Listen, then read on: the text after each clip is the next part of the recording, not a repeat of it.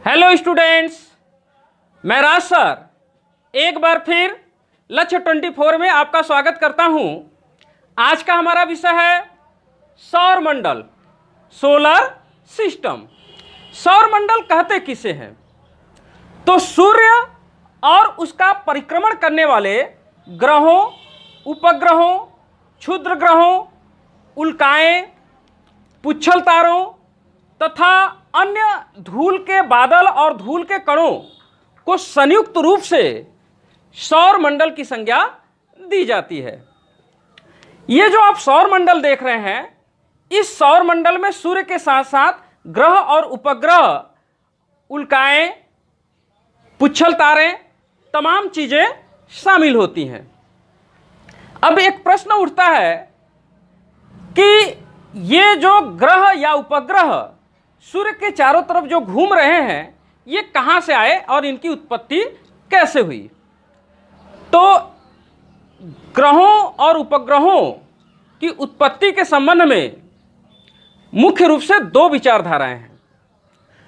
कुछ विद्वान ये मानते हैं कि जो ये ग्रह या उपग्रह आए हैं, ये केवल एक तारे से निर्मित हुए हैं, यानी ग्रहों और उपग्रहों के निर्माण में केवल एक तारे का योगदान है।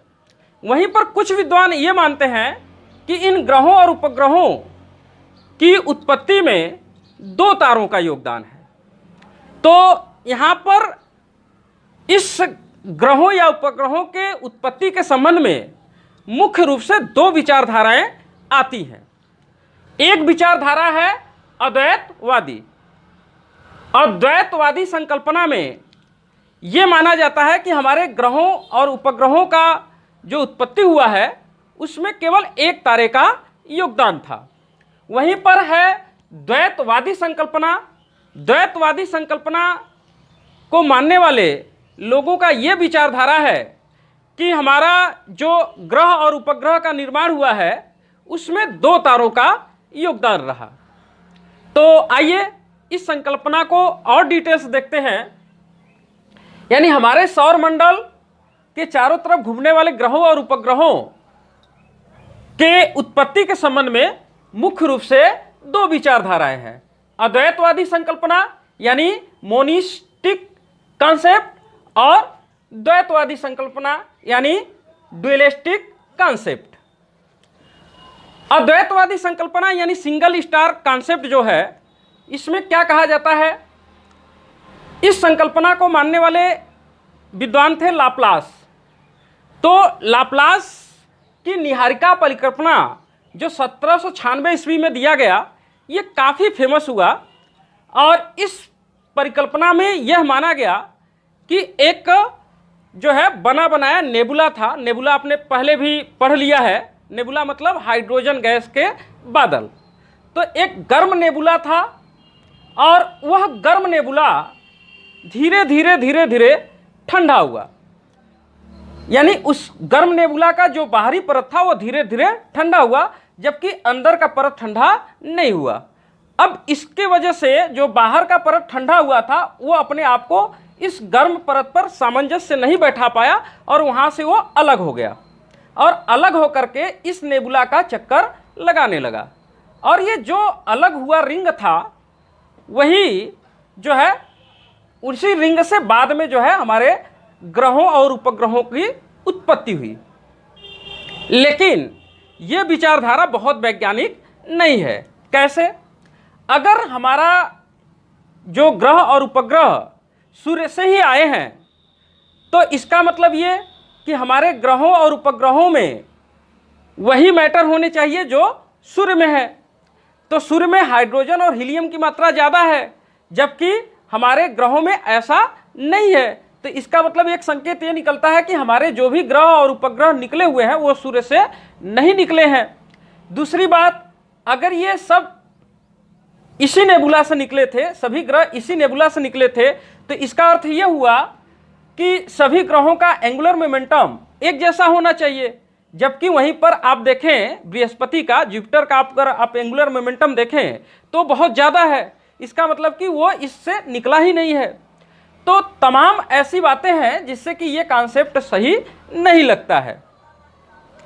अब फिर आता है द्वैतवादी संकल्पना, जिसमें कि हमारे ग्रहों और उपग्रहों के निर्माण में दो तारों का योगदान माना जाता है। जो ये द्वैतवादी संकल्पना है, इस विचारधारा को देने वाले थे चैम्बरलिन। इसे चैम्बरलिन का ग्रहाणु परिकल्पना भी कहते हैं। इसमें चैम्बरलिन ने यह माना कि जो हमारा सूर्य है वो पहले से ऑलरेडी था और सूर्य का एक साथी तारा था, यानी कंपेनियन स्टार था, जो कि अपनी ऑर्बिट में घूमते हुए जा रहा था। जब यह साथी तारा सूर्य के काफ़ी पास से गुजरा तो हुआ यह कि सूर्य से, हम लोगों ने सूर्य का चैप्टर अलग से पढ़ा है, उसमें हमने पढ़ा था कि सूर्य से सोलर फ्लेयर निकलते हैं, सौर ज्वालाएं निकलती हैं। उन सौर ज्वालाओं के साथ जो यहाँ से सोलर फ्लेयर निकल रहा है, जो ज्वालाएं निकल रही हैं, उन ज्वालाओं के साथ कुछ गैस भी बाहर निकलती हैं। तो चैम्बरलिन ने कहा कि सूर्य से जो सोलर फ्लेयर निकल रहा था उसके साथ कुछ गैसें निकली और वो उन गैसों को, उसका साथी तारा जब उसके पास से होकर गुजर रहा था तो उन गैसों को अपनी तरफ आकर्षित किया। जब ये गैसें को आकर्षित किया तो ये गैसें इसकी तरफ बढ़ी, लेकिन तभी तक ये इसका साथी तारा अपने ऑर्बिट से होते हुए दूर निकल गया। अब ये जो गैसें निकली हुई थी ये यहाँ तक भी नहीं पहुँच पाई और दोबारा सन में भी नहीं जा पाई। तो इसकी वजह से हुआ क्या कि ये गैसें, जिनको एक एंगुलर मोमेंटम मिला हुआ था, इसी के चारों तरफ घूमने लगे और इन्हीं गैसों से हमारे जो है ग्रहों और उपग्रहों का निर्माण हो गया। लेकिन ये भी परिकल्पना बहुत ही ज़्यादा सूटेबल नहीं है, क्योंकि आपने तारों के चैप्टर में पढ़ा होगा कि तारे जब अपनी गैलेक्सी के चारों तरफ चक्कर लगाते हैं तो तारों के बीच में, दो तारों के बीच में जो दूरी होती है वो हमेशा फिक्स होती है, कोई तारा किसी को ओवरटेक करके नहीं जाता है। तो ये कॉन्सेप्ट भी गलत हो गया कि कोई साथी तारा इस तरह से गया ही नहीं होगा।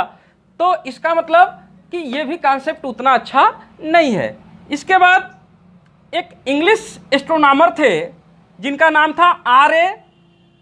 लिटलेटन। तो R.A. लिटलेटन ने 1939 में एक अलग राय रखा। उन्होंने ये राय रखा कि हमारा सूर्य तो था ही, उसका एक कंपेनियन स्टार यानी साथी तारा भी था, लेकिन उसका जो साथी तारा था वो अपनी अंतिम अवस्था में था, तो और सूर्य से बहुत बड़ा था। तो जब ये साथी तारा अपनी अंतिम अवस्था में होगा तो किस में बदल जाएगा? रेड जायंट में बदल जाएगा, रक्त दानों में बदल गया। और जब रक्त दानों में बदल गया तो इसमें हुआ सुपरनोवा विस्फोट, और सुपरनोवा विस्फोट होने के बाद इससे जो गैसें और धूल के कण निकले उसको सूर्य ने अपनी ग्रेविटी की वजह से अपनी ओर आकर्षित कर लिया। तो इसको जब अपनी तरफ आकर्षित कर लिया तो ये जो धूल के कण और गैसें थी, इन्हीं धूल के कणों और गैसों से हमारे ग्रहों और उपग्रहों का उत्पत्ति हुआ, और इसका बचा हुआ हिस्सा जो था वो फिर कहाँ चला जाएगा? ब्लैक होल में चला जाएगा। तो इस तरह से ये जो परिकल्पना है ये काफ़ी सूटेबल है और आज के दौर में इसी परिकल्पना को लोग ज़्यादा तवज्जो देते हैं। ऐसे तो हमारे ग्रहों की उत्पत्ति के संबंध में जितनी भी परिकल्पनाएं हैं उसमें एक मत नहीं है, अभी भी इस पर रिसर्च चल रहा है और वैज्ञानिकों का इस विषय पर अलग अलग राय है।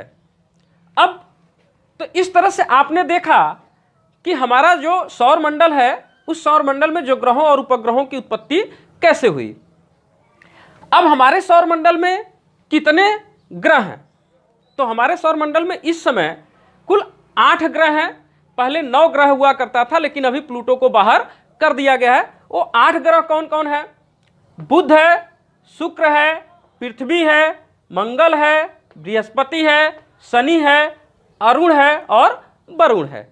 तो इस तरह से हमारे जो है 8 ग्रह हैं।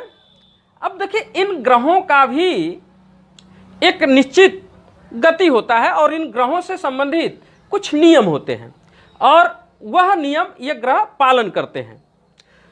ग्रहों की गति से संबंधित जो नियम हैं उसको केपलर ने 1571 ईस्वी में दिया था। तो ये ग्रहों से संबंधित जो नियम है, ये क्या नियम है, इसको आइए समझते हैं। ग्रहों से संबंधित 3 नियम दिए गए और उन 3 नियमों में पहला नियम यह दिया गया कि अगर कोई भी ग्रह सूर्य के चारों तरफ घूम रहा है तो उसका जो ऑर्बिट होगा वह दीर्घवृत्ताकार होगा। अर्थात अगर कोई ग्रह सूर्य के चारों तरफ घूम रहा है तो वह दीर्घवृत्ताकार कक्षा में घूमेगा और जो सूर्य होगा उस दीर्घवृत्ताकार कक्षा के फोकस पर स्थित होगा। यह पहला नियम था। यानी कोई भी ग्रह सूर्य के चारों तरफ एक दीर्घवृत्ताकार कक्षा में घूमते हैं और सूर्य उस दीर्घवृत्ताकार कक्षा के फोकस पर स्थित होता है। दूसरा नियम क्या कहा गया? दूसरा नियम यह कहा गया कि कोई भी ग्रह का जो क्षेत्रीय चाल होगा वो नियत होगा। इसका मतलब यह है कि यानी ग्रहों की क्षेत्रीय चाल नियत होती है। अगर इसको हम मोटे तौर पर समझें तो इसको ऐसे समझिए कि यह ग्रह है और यह सूर्य है, तो सूर्य को ग्रह से मिलाने वाली जो रेखा होगी वो समान समय में समान क्षेत्रफल पार करेगा। मान लीजिए यह ग्रह 1 घंटे में यहाँ से यहाँ आ गया, तो ये कितना क्षेत्रफल पार किया? ये जो मैंने रंगीन बनाया हुआ है इतना क्षेत्रफल पार किया। तो अभी 1 घंटे में अगर इतनी ही दूरी यहाँ पर भी चलेगा तो क्षेत्रफल कम हो जाएगा। इसका मतलब यहाँ पर तेज चलेगा, यानी कि यहाँ से यहाँ पर आ गया तो ये वाला क्षेत्रफल, ये जो ग्रह है यहाँ से यहाँ आ गया, तो इसके द्वारा तय किया गया क्षेत्रफल ये है। तो 1 घंटे में जितना यहाँ क्षेत्रफल पार करेगा उतना ही यहाँ क्षेत्रफल पार करेगा। तो इस तरह से ग्रहों की क्षेत्रीय चाल क्या होती है? नियत होती है। और तीसरा नियम क्या कहा गया? तीसरा नियम यह कहा गया कि किसी भी ग्रह का परिक्रमण काल का वर्ग। परिक्रमण काल क्या होता है? ग्रह को एक चक्कर पूरा करने में लगा हुआ समय। तो किसी भी ग्रह का परिक्रमण काल का वर्ग उस ग्रह की सूर्य से जो औसत दूरी है, क्योंकि हर जगह दूरी कम बेसी है तो इसकी औसत दूरी ले लेते हैं, तो उस ग्रह की सूर्य से औसत दूरी के तृतीय घात के अनुक्रमानुपाती होता है। एक बार फिर से समझिए, किसी भी ग्रह का परिक्रमण काल का वर्ग उस ग्रह का सूर्य से औसत दूरी के तृतीय घात के अनुक्रमानुपाती होता है। इसको मोटे तौर पर अगर आप समझना चाहें तो इसको ऐसे समझिए कि जो ग्रह सूर्य से जितना दूर होगा वह उतना ही धीरे धीरे गति करेगा और जो ग्रह सूर्य से जितना पास में होगा उतना ही तेज गति करेगा। तो यह तीसरा नियम कहता है। और इन्हीं नियमों के आधार पर न्यूटन ने 1664 ईस्वी में गुरुत्वाकर्षण का गणितीय सिद्धांत प्रतिपादित किया। और आपने इसको विज्ञान विषय में पढ़ा होगा कि केपलर के नियम से न्यूटन ने गुरुत्वाकर्षण के कुछ नियम दिए। गुरुत्वाकर्षण का नियम क्या है कि 2 पिंड एक दूसरे को क्या करते हैं? आकर्षित करते हैं और उनके बीच जितना ही ज़्यादा दूरी होगा उतना ही आकर्षण बल कम होगा। तो इस तरह से नियम दिया था, तो ये आपको थोड़ी सी ध्यान में रखनी है। अब एक चीज़ यहाँ पर कभी कभी ये भी पूछा जाता है आपसे कि बताइए सूर्य के लिए गुरुत्व केंद्र का काम कौन करता है? तो गुरुत्व केंद्र क्या है इसको ऐसे समझिए, जैसे कि मेरे हाथ में ये आप एक डिब्बा देख रहे हैं और ये एक रस्सी से मैंने इसको बांध लिया है। अब इसको अगर मैं घुमाऊं तो घुमाने पर ये क्या होगा? अगर मैं इसको घुमाना शुरू करता हूं इस तरह से, तो ये तब तक इतनी गति करेगा जब तक कि ये जो डोरी है इसको अपने केंद्र की तरफ खींच रहा होगा। तो इसको अभिकेंद्र बल कहते हैं। तो इस तरह से यानी कोई भी चीज़ अगर गोल गोल घूम रहा है तो उसको एक केंद्र की तरफ फोर्स चाहिए। इसी फोर्स को हम गुरुत्व केंद्र या हम कह सकते हैं कि गुरुत्व बल काम कर रहा है। तो इसको ऐसे समझिए कि अगर आपसे पूछे कि सूर्य के लिए गुरुत्व केंद्र का काम कौन कर रहा है, तो भाई सूर्य तो अपनी गैलेक्सी के चारों तरफ घूम रहा है। तो इस सूर्य को अपनी तरफ आकर्षित कौन कर रहा है? ये ब्लैक होल। यानी सूर्य का जो गुरुत्व केंद्र का काम कर रहा है वो कौन कर रहा है? Black hole. यहीं पर अगर आपसे ये पूछा जाए कि बताइए पृथ्वी का गुरुत्व केंद्र कौन है, तो पृथ्वी को अपनी तरफ आकर्षित कौन कर रहा है? ये सूर्य। तो पृथ्वी का गुरुत्व केंद्र कौन होगा? सूर्य। वहीं पर अगर चंद्रमा का गुरुत्व केंद्र पूछे तो चंद्रमा पृथ्वी के चारों तरफ घूम रहा है, यानी चंद्रमा को अपनी तरफ कौन खींच रहा है? पृथ्वी। तो चंद्रमा के लिए गुरुत्व केंद्र का काम कौन करेगा? पृथ्वी करेगा। तो इस तरह से आपसे कभी कभी प्रश्न पूछता है। कभी कभी इसको घुमा के ऐसे भी पूछ सकता है कि बताइए उपग्रहों का गुरुत्व केंद्र कौन होगा? तो उपग्रहों का गुरुत्व केंद्र कौन होगा? ग्रह होगा। अगर पूछे कि ग्रहों का गुरुत्व केंद्र कौन होगा? तो सूर्य होगा। सूर्य का कौन होगा? ब्लैक होल होगा। अच्छा, अब एक बात और क्लियर कर लेते हैं कि ये जो 8 ग्रह हमारे हैं, इसमें प्लूटो भी पहले शामिल हुआ करता था। तो प्लूटो यानी यम, उसको हमने बाहर क्यों कर दिया? तो देखिए, सन 2006 में 24 अगस्त 2006 की बात है, चेक गणराज्य के प्राग शहर में एक अंतर्राष्ट्रीय, यहाँ पर लिखा नहीं है, मैं लिख देता हूँ, एक अंतर्राष्ट्रीय खगोलीय संघ यानी इंटरनेशनल एस्ट्रोनॉमिकल यूनियन की एक बैठक होती है। और इस बैठक में लगभग 15 देशों के 2500 जो है वैज्ञानिकों ने भाग लिया। और उसमें ये निश्चित किया गया कि ग्रह कोई होगा तो उसको कौन से नियमों का पालन करना चाहिए। तो उसमें ग्रहों से संबंधित कुछ नियम बनाए गए, मुख्य रूप से 3 नियम बनाए गए। पहला नियम ये कहा गया कि किसी भी पिंड को हम ग्रह तब कहेंगे जब वह एक निश्चित कक्षा में घूम रहा हो, एक निश्चित ऑर्बिट में सूर्य का चक्कर लगा रहा हो। दूसरी बात, वह जो ग्रह है किसी दूसरी कक्षा का अधिग्रहण नहीं करना चाहिए। जो ग्रह घूम रहा है वो एक निश्चित कक्षा में घूमना चाहिए, ये नहीं कि घूमते घूमते दूसरे के कक्षा में आ जाए, दूसरे ऑर्बिट में आ जाए।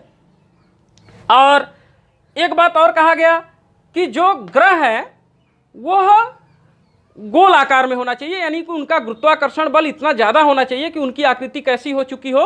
गोल हो चुकी हो। तो इस तरह से जो है ये एक ग्रह होने का कुछ नियम दिया गया। तो प्लूटो इन नियमों का पालन नहीं कर रहा था, तो इसलिए प्लूटो को हमने ग्रह की श्रेणी से क्या कर दिया? बाहर कर दिया। तो अभी कुल कितने ग्रह हैं? 8 ग्रह हैं। अब आइए इन 8 ग्रहों का हम लोग बृहद अध्ययन करते हैं। यह हमारे ग्रहों का चित्र बना हुआ है। इसमें यह सूर्य है, सूर्य के पास में बुध है, फिर शुक्र है, फिर पृथ्वी है, मंगल है, बृहस्पति है, शनि है, अरुण है और वरुण है। तो इस तरह से ये हमारे ग्रह यहाँ पर हैं और इसी तरह से हमारे ग्रह व्यवस्थित हैं। ये मंगल और बृहस्पति के बीच में क्षुद्र ग्रहों की एक पट्टी पाई जाती है जिसमें कि बहुत छोटे छोटे पिंड होते हैं। और इस क्षुद्र ग्रह और सूर्य के बीच के जो 4 ग्रह हैं इनको हम आंतरिक ग्रह कहते हैं। और इनका घनत्व तो अधिक होने के कारण इनको हम पार्थिव ग्रह भी कहते हैं, इन चारों को। अब क्षुद्र ग्रह से बाहर जो आप 4 ग्रह देख रहे हैं, बृहस्पति, शनि, अरुण और वरुण, इनको हम वाह्य ग्रह की संज्ञा देते हैं। अगर हम पृथ्वी से इन ग्रहों को देखें तो हम शनि, बृहस्पति, मंगल, पृथ्वी, शुक्र और बुध को खुली आंखों से देख सकते हैं। अब इसमें आपको एक चीज और ध्यान रखना है कि इनकी जो दूरी है, मैंने एस्ट्रोनॉमिकल यूनिट में इनकी दूरी रखी है। ये बुध जो है सबसे नज़दीक है। पृथ्वी और सूर्य के बीच की जो दूरी होती है उसको हम एक एस्ट्रोनॉमिकल यूनिट कहते हैं। तो इसी यूनिट के अनुसार से मैंने इनकी दूरी यहाँ पर रखा हुआ है। आप देखेंगे, थोड़ा ध्यान देंगे तो हर एक दूसरे ग्रह पर पहुँचने पर इनकी दूरी लगभग दुगुनी होती हुई चली जा रही है। जैसे 5 से 10, 10 से 20, तो इस तरह से दुगुना दूरी लगभग होते हुए चला जा रहा है। अब एक बात और आपको ध्यान देना है, ये जो सभी ग्रह हैं ये सूर्य के चारों तरफ इस तरह से एंटी क्लॉकवाइज तो घूमते ही हैं। सभी जो 8 ग्रह आप देख रहे हैं सभी सूर्य के चारों तरफ एंटी क्लॉकवाइज घूमते हैं, लेकिन अपने धुरी पर भी ये जैसे पृथ्वी अपनी धुरी पर घूमता है, इसी तरह से ये सभी ग्रह भी अपनी धुरी पर घूमते हैं। अब इसमें अगर आप ध्यान दें तो हमारी पृथ्वी कैसे घूमती है? हमारे पृथ्वी के घूमने की जो दिशा है वह है पश्चिम से पूरब। इसको कैसे याद रखेंगे आप? इसको इस तरह से याद रखिए कि जब कभी आप बस में बैठ करके यात्रा करते हैं तो बस की खिड़की से आप बाहर कोई दूर एक पेड़ देखिए, कोई जो है या घर देखिए, तो आपको ऐसा लगेगा कि जैसे वो घर बहुत तेजी से भाग रहा है, जबकि भाग तो आप रहे होते हैं। तो जब भी आप उस घर को देखिए बहुत तेजी से भाग रहा है, तो जैसे कि आप अगर आगे जा रहे हैं तो वो घर आपको पीछे भागते हुए नजर आएगा। तो इस तरह से आप देखेंगे तो भाग तो आप रहे हैं, लेकिन आपको देखने में कौन लग रहा है भाग रहा है? वो घर। उसी तरह से घूम तो हमारी पृथ्वी रही है, लेकिन हमको लगता है कि सूर्य घूम रहा है। तो अब हमारी पृथ्वी कैसे घूम रही होगी? सूर्य पूरब से निकल के पश्चिम में जा रहा है, इसका मतलब हम घूम रहे होंगे उल्टे दिशा में, यानी पश्चिम से पूरब। तो इस तरह से अगर आप देखें तो पृथ्वी पश्चिम से पूरब घूमती है। इसी तरह से बाकी सभी ग्रह पश्चिम से पूरब घूमते हैं, और सभी ग्रहों पर जो दिन होता है, जो सुबह होता है, वो किधर से होता है? पूरब से पश्चिम होता है। लेकिन शुक्र और अरुण विपरीत चक्रण करते हैं, यानी पूरब से पश्चिम घूमते हैं। तो कैसे याद रखेंगे आप? यहां से एक ग्रह छोड़ करके शुक्र और इधर से एक ग्रह छोड़ के अरुण, इन दोनों का चक्रण पृथ्वी से क्या है? उल्टा है। पृथ्वी कैसे घूम रही है? पृथ्वी घूम रही है पश्चिम से पूरब, तो ये कैसे घूम रहे हैं? पूरब से पश्चिम। अब इसके बाद घनत्व के अनुसार ग्रहों का बढ़ता क्रम क्या होगा? तो देखिए सबसे कम घनत्व शनि को होता है, इसका घनत्व होता है 0.69 ग्राम प्रति सेमी क्यूब या प्रति घन सेमी, यानी 1 सेमी आयतन में 0.69 ग्राम ही मटेरियल होगा। वहीं पर सबसे ज़्यादा घनत्व किसका होता है? पृथ्वी का 5.52 ग्राम प्रति सेमी क्यूब। और तो इस तरह से आपको ध्यान रखना है कि सबसे कम घनत्व तो शनि का होता है और सबसे ज़्यादा घनत्व तो पृथ्वी का होता है। द्रव्यमान के अनुसार ग्रहों का घटता क्रम क्या होगा? तो सबसे ज़्यादा द्रव्यमान बृहस्पति का, फिर शनि का, फिर वरुण का, अरुण का, फिर पृथ्वी का। पृथ्वी किस नंबर पर आता है? 5वें नंबर पर। यानी द्रव्यमान या आकार के साइज में, आकार के आधार पर अगर देखें तो पृथ्वी किस नंबर पर आएगा? 5वें नंबर पर। ये थोड़ी सी आपको ध्यान देना है। सबसे छोटा कौन होगा? बुध होगा। अब आइए सबसे पहले बुध के बारे में बृहद अध्ययन करते हैं। जो बुध है, बुध को देखिए, सब अगर पूछे कि सूर्य से सबसे नजदीक का ग्रह कौन है तो कौन है? बुध है। अच्छा, सबसे नजदीक होने की वजह से दिन का टेम्परेचर इसका क्या होगा? बहुत ज़्यादा होगा, और रात का टेम्परेचर क्या होगा? बहुत कम होगा। इसलिए बुध का तापांतर क्या होगा? बुध का तापांतर सबसे अधिक होगा, बाकी ग्रहों से सबसे ज़्यादा होगा। यानी दिन में अगर यहाँ का टेम्परेचर आप देखें तो 390 अंश सेंटीग्रेड हो जाता है, जबकि रात में देखें तो वही -170 अंश सेंटीग्रेड हो जाता है। तो इस तरह से बुध का जो है तापांतर सबसे ज़्यादा होता है। अच्छा, एक चीज़ और देखिए कि जो ग्रह सूर्य से जितने पास होंगे वो उतनी तेजी से घूमेंगे। तो ये जो इनके चक्रण करने की गति है, यानी अपने ऑर्बिट पर घूमने की गति है, वो बहुत तेज होती है। सबसे तेज होता है 48 किमी प्रति सेकेंड के स्पीड से घूमता है, और एक चक्कर पूरा करने में इसको, यानी परिक्रमण काल इसका जो होता है 88 दिन का होता है। अगर इसके आप कोर में देखें तो इसके कोर में जो है लोहा ज़्यादा होता है, यानी इसका जो क्रोड है वो लोहे का बना होता है। और ये जो बुध आप ग्रह देख रहे हैं, इसका कोई भी उपग्रह नहीं है, और इसके चारों तरफ अगर आप ध्यान से देखें तो इसके चारों तरफ एक हाइड्रोजन की क्षीण परत भी पाई जाती है। तो बुध से संबंधित इतनी बातों को आपको ध्यान में रखना है। अब बात करते हैं शुक्र का। तो शुक्र, जैसे कि बुध सूर्य से सबसे नजदीक था, उसी तरह से शुक्र जो है पृथ्वी से सबसे क्या है?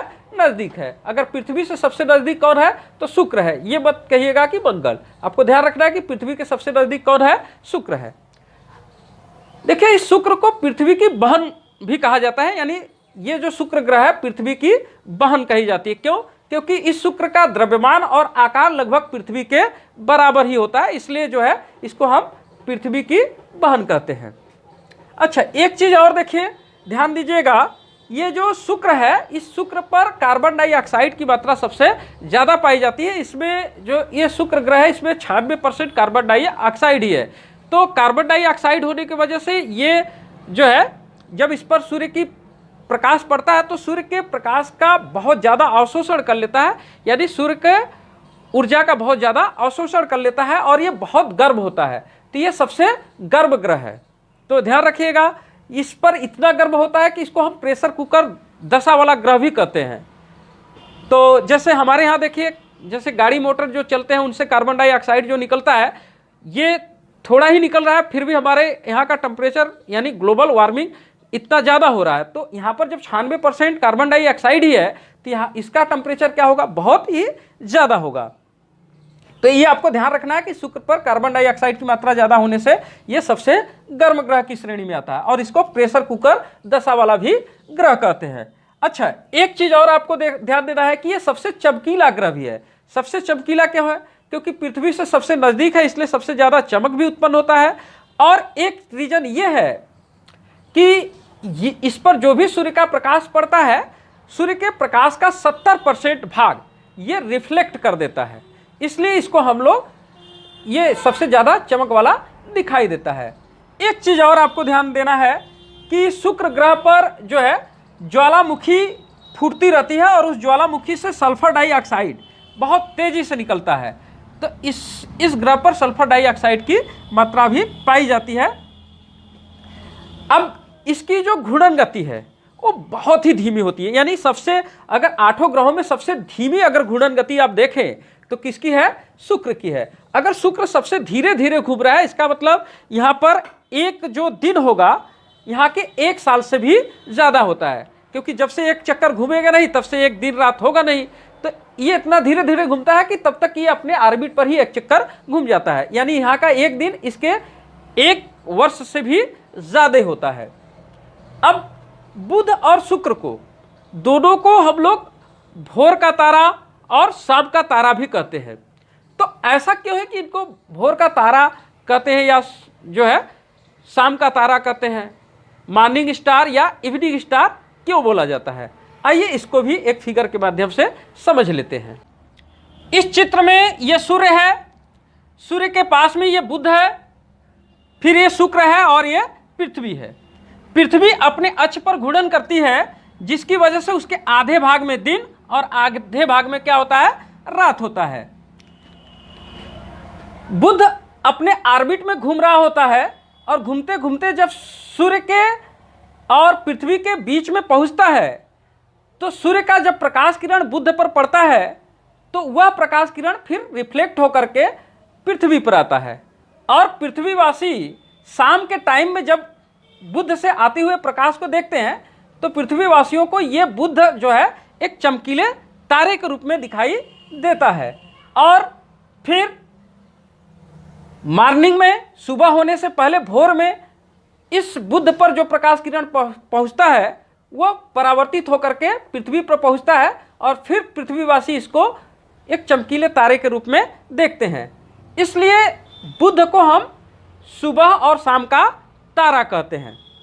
ठीक वही चीज़ शुक्र के साथ भी होता है। सूर्य का प्रकाश किरण जब शुक्र पर पड़ता है तो इस सूर्य के प्रकाश को शुक्र जो है परावर्तित करता है और वो पृथ्वी पर पहुंचता है। तो इस तरह से शुक्र को अगर आप देखें तो शुक्र पृथ्वी से सुबह होने से पहले एक चमकीले तारे के रूप में दिखेगा और वहीं पर अगर हम शाम को देखें तो शाम को भी ये शुक्र जो है हमको एक चमकीले तारे के रूप में दिखेगा। तो इस शुक्र को भी हम सुबह और शाम का तारा कहते हैं। अब एक चीज़ आपको ध्यान देने वाली बात है कि जैसे सूर्य और पृथ्वी के बीच में जब चंद्रमा पहुंच जाता है तो फिर वह चंद्रमा सूर्य पर एक ग्रहण लगा देता है जिसको हम सूर्य ग्रहण करते हैं, यानी कि आपको सूर्य दिखेगा नहीं। तो क्या जब सूर्य और पृथ्वी के बीच में शुक्र आ जाएगा या बुध आ जाएगा तब भी तो ग्रहण लगना चाहिए, लेकिन ऐसा नहीं होता है। क्यों? क्योंकि ये देखिए पृथ्वी से शुक्र और बुध काफ़ी दूरी पर है, तो जब ये शुक्र पृथ्वी के बीच में आएगा, सूर्य और पृथ्वी के बीच में आएगा, तो उसका परछाई सूर्य पर तो पड़ेगा, लेकिन वो परछाई इतनी बड़ी नहीं होगी, वो एक धब्बे के रूप में दिखाई देगा। और जैसे जैसे शुक्र जो है अपनी अक्ष पर आगे, अपने ऑर्बिट पर आगे बढ़ जाएगा, वैसे वैसे वो परछाई भी आगे बढ़ जाएगी। उसी तरह से बुध का भी परछाई आगे बढ़ जाएगा। तो इस बात को हम लोग बोलते हैं बुध और शुक्र का पारगमन। तो ये तो रहा कि बुध और शुक्र को हम लोग मॉर्निंग स्टार या इवनिंग स्टार कहते क्यों हैं। तो अब क्लियर हो गया आपको कि बुध और शुक्र शाम में और सुबह में हमारे पृथ्वीवासियों को एक चमकीले तारे के रूप में दिखाई देते हैं, इसलिए इनको हम सुबह और शाम का तारा कहते हैं। अब आइए हम पृथ्वी को देखते हैं। पृथ्वी अगर हम दूरी के हिसाब से देखें तो तीसरे नंबर का ग्रह है, और आकार के हिसाब से देखें तो 5वें नंबर का ग्रह है। पृथ्वी को हम लोग नीला ग्रह भी कहते हैं, मैंने यहाँ पर इसको नीला से बनाया भी है। पृथ्वी की जो त्रिज्या होती है वो 6400 किलोमीटर का होता है। पृथ्वी अपने अक्ष पर झुका होता है। जैसे ये पृथ्वी है तो ये अपने अक्ष पर क्या है, झुका है। कितना डिग्री? 23.5 डिग्री। तो इसी तरह से यहाँ से देखें तो पृथ्वी अपने अक्ष पर कितना झुका है? 23.5 डिग्री। पृथ्वी का एक ही उपग्रह है, वो कौन है? चंद्रमा। तो ये पृथ्वी के बारे में अभी हम बाद में डिटेल करेंगे, क्योंकि पृथ्वी को हमको स्पेशली पढ़ना है। अब आइए हम चौथे नंबर का ग्रह देखते हैं। चौथे नंबर का ग्रह है मंगल। देखिए मंगल ग्रह जो है अपने अक्ष पर 25 डिग्री झुका है, और 25 डिग्री झुके होने के वजह से दिन और रात की अवधि पृथ्वी के समान ही यहाँ पर होता है। लेकिन इसका एक वर्ष यानी पूरे सूर्य का एक चक्कर लगाने में इसको कितना समय लगता है? 687 दिन। अब यहाँ पर आप मंगल को देखिए तो मंगल आपको लाल दिखाई देगा। इसके लाल दिखाई देने का रीजन क्या है कि मंगल के मिट्टी में जो है 10% आयरन ऑक्साइड पाया जाता है। ये जो मंगल का ऊपरी परत मिट्टी का है उसमें 10% क्या पाया जाता है? Iron oxide. और उसका रंग कैसा होता है? लाल। इसलिए ये पूरा मंगल ही आपको कैसा दिखाई देता है? लाल। इसलिए इसको लाल ग्रह की संज्ञा भी दी जाती है। इस मंगल ग्रह के 2 उपग्रह हैं। आपको दोनों उपग्रहों को याद रखना है, फोबोस है और डिमोस है। तो याद रखिएगा मंगल ग्रह के कितने उपग्रह? 2 उपग्रह, फोबोस और डिमोस। अब ये जो मंगल ग्रह आप देख रहे हैं इस पर बहुत ऊंचे ऊंचे पर्वत भी हैं। मंगल ग्रह पर इस पूरे सौर मंडल का सबसे ऊंचा पर्वत है, और उसका नाम हम लोगों ने रखा है ओलिम्पस मीन्स। ध्यान रखिएगा, ओलिम्पस मीन्स। ये कितना ऊंचा है? 25 किलोमीटर है। और सबसे बड़ी घाटी इसमें मंगल ग्रह पर एक सबसे बड़ी घाटी भी है, उसका नाम है मेरी नेरिस। याद रखिएगा, मेरी नेरिस। तो इस तरह से आपने मंगल ग्रह को देखा। अब आइए हम बृहस्पति की बात करते हैं। बृहस्पति सौर मंडल का सबसे बड़ा ग्रह है। यहां पर मैंने बृहस्पति को सबसे बड़ा बनाया भी है, और यह बृहस्पति अपने अक्ष पर पूरे सौर मंडल में सबसे तेज घूमता है। जैसे कि हमारी पृथ्वी अपने अक्ष पर 24 घंटे में एक चक्कर घूम जाती है, उसी तरह से ये जो आप बृहस्पति को देख रहे हैं तो बृहस्पति अपनी धुरी पर 9 घंटा 55 मिनट में ही एक चक्कर घूम लेता है। और इसका परिक्रमण अवधि कितना होता है? तो देखिए सूर्य से काफ़ी दूर है, तो इसलिए ये सूर्य का चक्कर लगाने में भी काफ़ी समय लेगा। क्योंकि आपने ग्रहों की गति वाले में पढ़ा था कि जो ग्रह सूर्य से जितना ही दूर होगा उतना ही उसका अपने ऑर्बिट पर घूमने की गति क्या होगी? धीमी होगी। तो इसकी एक चक्कर लगाने में, सूर्य का एक चक्कर लगाने में कितना समय लेगा? 11.86 वर्ष। एक चीज इसके संबंध में आपको ध्यान रखना है कि बृहस्पति को हम मास्टर ऑफ गॉड्स की उपमा देते हैं, और बृहस्पति के अगर हम ग्रहों की उपग्रहों की संख्या देखें तो बृहस्पति के उपग्रहों की संख्या है 79। अभी और खोज होगा तो इसकी संख्या ज़्यादा भी हो सकती है। फिलहाल अभी नवीनतम जानकारी के अनुसार इसके उपग्रहों की संख्या कितनी है? 9। और इन उपग्रहों में गैनीमिड जो है इस सौरमंडल का सबसे बड़ा उपग्रह है। अगर आपसे पूछे कि इस सौरमंडल का सबसे बड़ा उपग्रह कौन सा है तो कौन है? गैनीमिड।